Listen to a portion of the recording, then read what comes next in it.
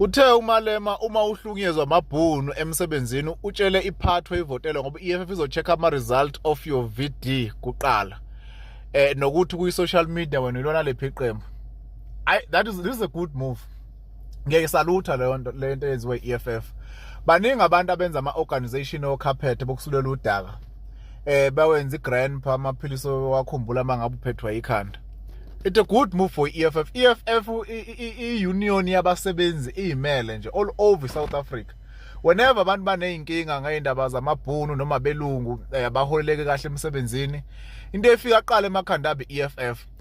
Uma umuntu ehleli ku professional ebonto emsebenzini wakhe kunamaloyazi uneyinkinga ezikhona, uyazi ukuthi organization okumele ayithinte kuqala i-EFF. Maye ngamsizanga afuna akhalele yona, akhale ku social media i-EFF ayimsizanga. Lapho angifuni ukumdlela umona. Abantu mfethu bayenzani impatha nakho abantu behamba ngeemoto ka-ANC beyovotela i-MK. Imagine. So asikiyeke lokho, mina ngikhuluma ngezinto eziserious nanoma yikuphi uzwe kuthegwa abantu noma uMalema organization yakhe hlezi siza nama-artist noZahara baningi kakhulu, even Dr Malinga laba bawu-ANC.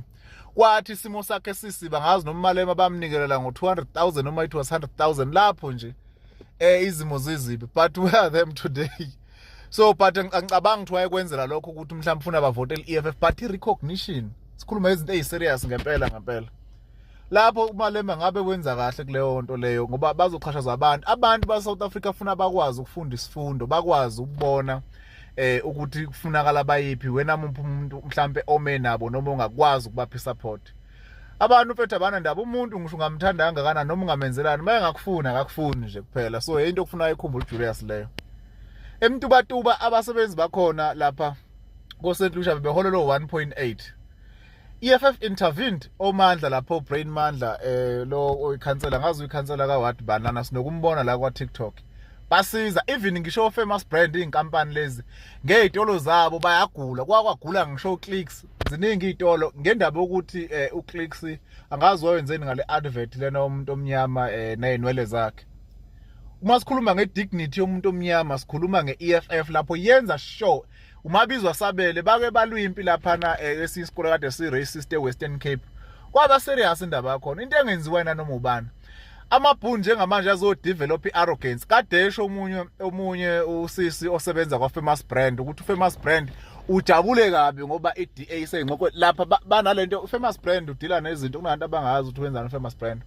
Izitolo ezinjengowimpi olokhuzana Osteers ngokwahlukahlukana kwazo nje ifola ngaphansi ko-Famous Brand abo check lapha ku-Google baxhaphaza abasebenzi ngendlela eyisimanga. And njengamanje bayajabula uma ngabe abantu abamhlophe bezongena emandleni abantu basazokhala. Mina ngihlezi ngisho ngithi into esidinga la eSouth Africa i-unity. Amabhunu asazobuya ngamandla azosichaphaza. Kusazoke kwehla amaholo nje amasibomu noma engakhuphuki nje nasemaplazini. Ngakithi emaplazini akho behlezi befika nezinyunyana laphana izinyunyana ithi mase iphuma ngaphakathi lapha iphume seyithambile mayiphuma phansi ebhunishweni vula i-safety lapha. Kwazi kwawungena i-EFF leyo nto leyazi yophuma ku-television kwayinayo imali zakhona ngoba zingo-4,000 nje kumanje zifika lapha. Bayazi lo nto leyo but bangabe kuvotwa basenzele ezinye izinto. Leyo nto engabe yenziwe i-EFF ngabe yenze kahle nje kuzinge abantu bengeke beze beyichaphaze kalula. Ake nginibingelele kanizakho kuzo zonke indawo la kuthe wahamba kwafinyelela khona lo mbukisa lapha sikuphathela khona uSiyamyeza owaziwa kakhulu ku TikTok ngokukhomenta noma ngokuphawula nje ezintweni ezahlukahlukene ezenzeka lapha eNingizimu Afrika veza uvo lwakhe ngendlela asuke ebone ngayo noma ehlaziye ngendlela acabanga ngayo njengoba sazi ukuthi siphila ezweni elikhululekile.